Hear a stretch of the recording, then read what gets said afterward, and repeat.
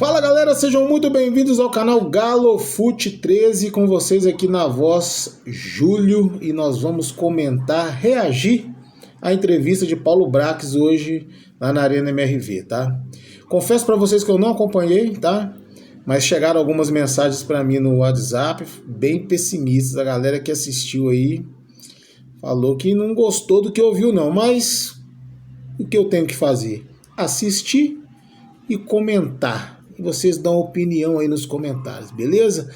Vamos acompanhar juntinhos, vou colocar para vocês aqui, vamos ver o que o homem falou aí. Simbora acompanhar. MRV, Gabriel Max, meu pupilo, meu guri, já tá lá. Apresentação do Paulo Brax sobre os rumos do Atlético nos próximos anos. E o Gabriel começa a falar sobre o assunto a partir de agora nos Donos da Bola. Fala, Guedes, boa tarde.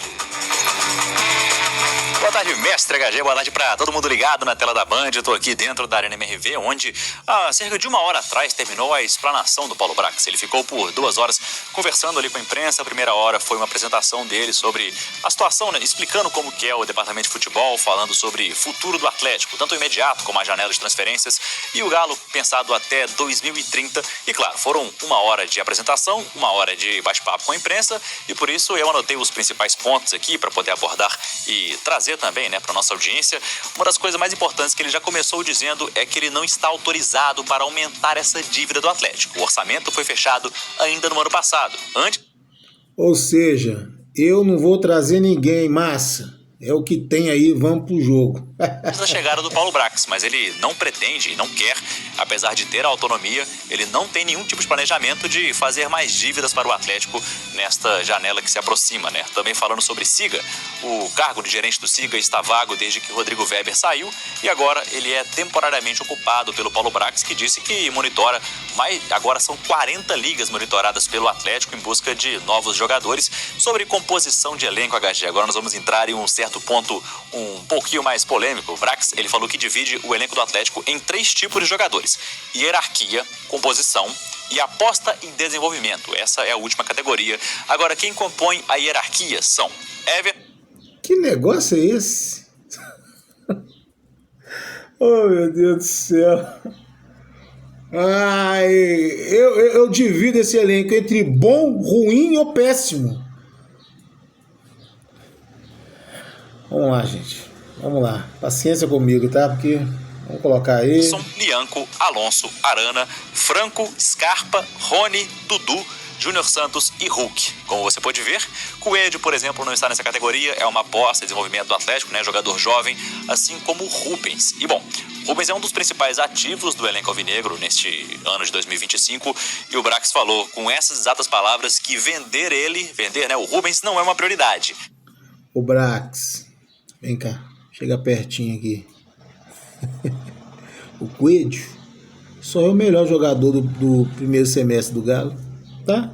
Acho que você não estava aqui antes. Mas se chegar um caminhão de dinheiro, aí eles vão ter que avaliar. Enfim, a situação do Atlético nessa janela não trabalha com um número fechado de investimento, de quantos jogadores vai contratar. A promessa é que o mesmo número de saídas seja o mesmo número também de chegadas, HG. Agora uma situação também sobre... e por último, um camisa 5 é prioridade para essa janela, contratar um jogador que já chega para poder ser titular nessa posição.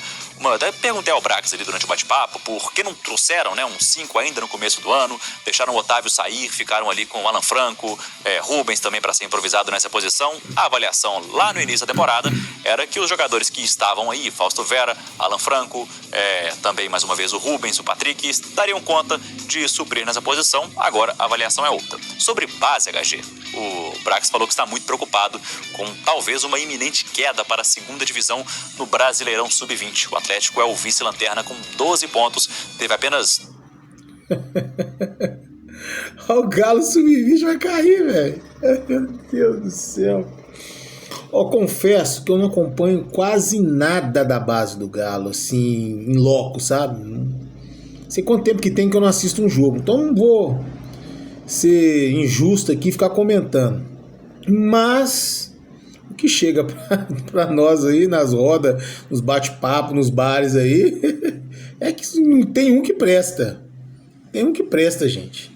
Mas aí cair pra 2ª divisão no Sub-20, com milhões e milhões que é investido nessa base aí, que vergonha, hein? Vamos acompanhar. 2 vitórias na competição. Bom, Brax está preocupado e disse com palavras fortes que a base, não é exagero dizer que falta na base uma mentalidade vencedora.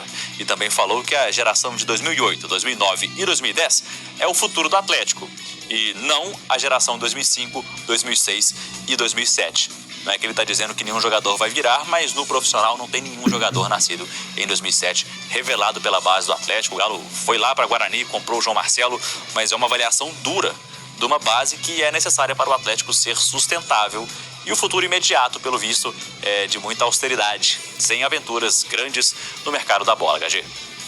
Bom, eu imagino que quem está assistindo a gente agora, Gabriel, por um lado, entende que tem que fechar as torneiras, etc. e tal, porque a dívida só aumenta, tudo é muito difícil e tal. Mas, por outro, fica preocupado. Fica preocupado com os futuros que o Atlético pode ter, porque a projeção, quando você apresenta as planilhas e etc. Então, a projeção é excepcional, como era a projeção de 2025 para frente e tal. Só que, ao mesmo tempo, ela é preocupante, né? Enfim, Gabriel, fica por aí, qualquer novidade é só chamar, a gente vai buscar essas informações, aliás, pegar essas informações que você trouxe e debatê-las aqui no estúdio, qualquer coisa é só chamar, é sempre um prazer. Obrigado, Gabriel, parabéns pelo trabalho, como sempre, de muita competência. Bom... Preocupante que o HG tá falando aí, por conta que não vai vir ninguém. Esse grupo aí na cabeça dos dirigentes do Galo é um grupo perfeito, equilibrado. Só precisa só de um volante, de mais nada. É brincadeira, gente. E foi avaliado no início do ano que Fausto Vera, que Rubens, que Alan Franco ia dar conta ali de compor esse meio. Foi avaliado. Agora eu queria saber quem foi que avaliou. Eu tenho pra mim que o Cuca não avaliou isso positivamente. Que a gente sabe que o Cuca tá brigando desde de janeiro para contratar. A gente conhece como é que o Cuca é. E o Cuca não vinha usando o Fausto Vera. Então, cara, é preocupante. Não vai contratar ninguém. Dizem que vai trazer um volante aí para ser titular. Não tenho essa segurança, hein? Com esse papo que tá aí. Gente, nós estamos meio que enrolados, viu?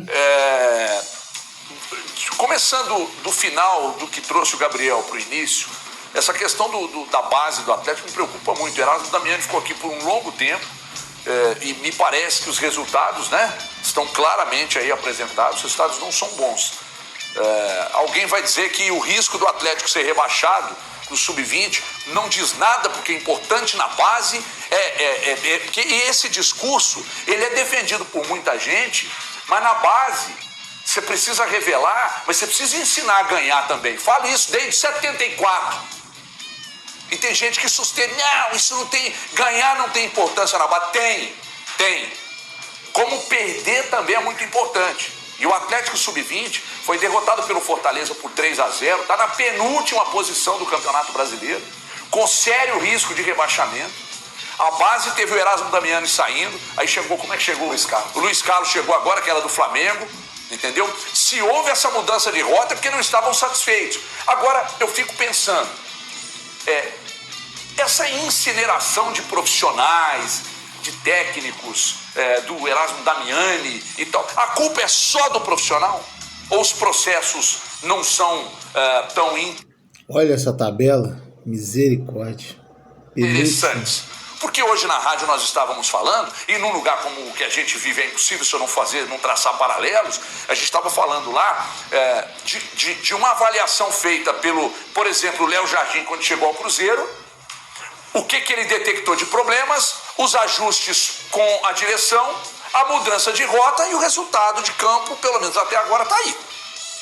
Então, lá no Atlético identificaram que o Erasmo Damiani não era tudo aquilo, tiraram, o Luiz Carlos veio para correção de rota. Só que o Atlético está correndo o risco de ser rebaixado no Sub-20, gente. O futebol feminino do Atlético não existe, mas não pode criticar, porque a imprensa que critica é inimiga do clube. Não se tem que enaltecer. Enaltecer exatamente o quê? Porque a projeção que foi demonstrada pelo Paulo Brax é para 2030, mas há alguns anos a projeção era para 25, depois para 26, para 29, agora já é para 30.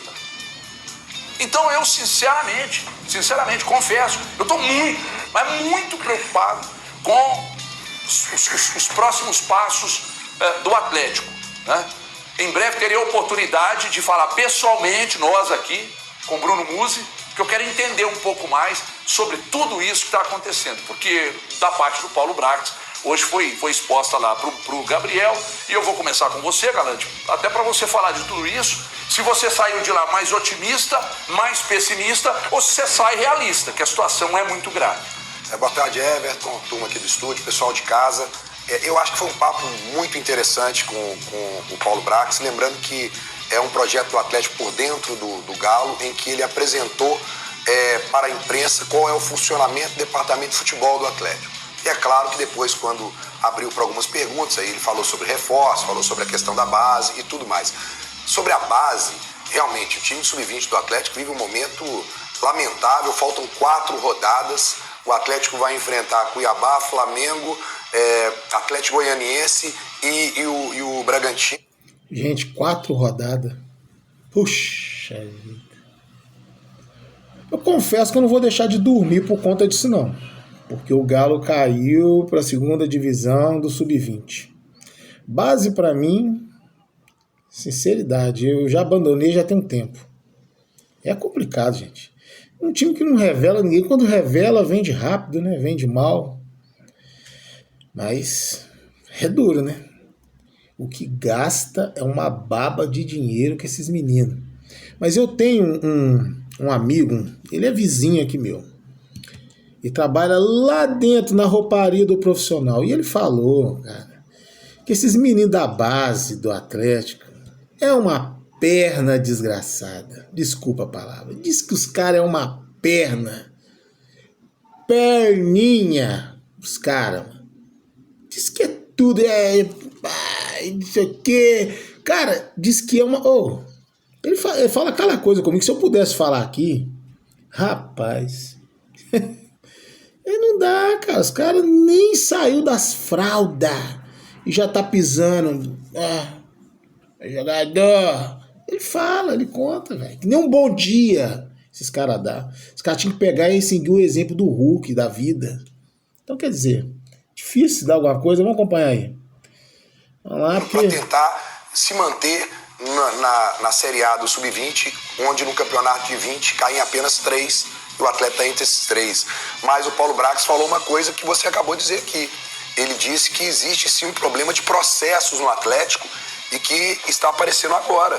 Isso tudo é uma resposta de processos que não são dessa administração, né? E que para serem mudados, você não muda do dia para a noite.